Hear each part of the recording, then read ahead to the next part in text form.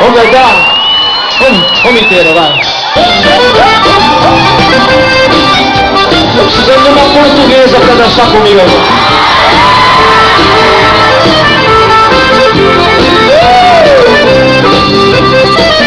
Lá na rua onde eu moro conheci uma vizinha separada do marido, está morando sozinha. Além dela ser bonita, é um poço de bondade. Quando meu carro na sua ofereceu sua garagem, ela disse ninguém usa desde que ele me deixou. Dentro da minha garagem até agora resultou. Põe teu carro aqui dentro, se não vai enferrujar. A garagem é usada, mas teu carro vai gostar. Olá, portuguesa! Põe o carro, tira o carro, a hora que eu quiser. Que garagem apertadinha, que doçura de mulher.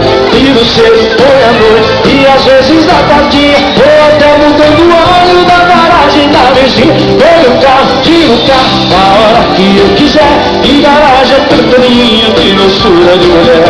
Tiro cedo, põe à noite e também à tardinha. Ou até mudando o óleo da garagem. A sanfona, a sanfona.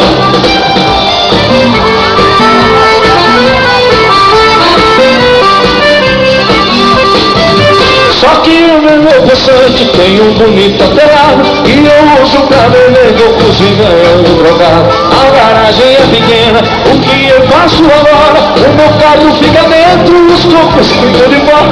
A minha vizinha a garagem eu vou cuidar. No momento que eu tenho um jeito de cortar. A vontade da vizinha é coisa de outro mundo. Quando não uso da frente, uso a garagem do fundo. E põe o carro, tira o carro, a hora que eu quiser. Tiro o seu, põe a mão e até. Ou até mudando o olho da garagem da vizinha. Põe o carro, tira o carro, a hora que eu quiser.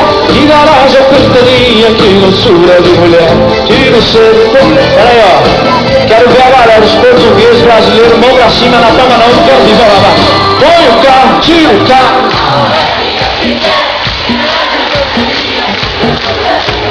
Tiro cedo, põe a noite. Ou até trocando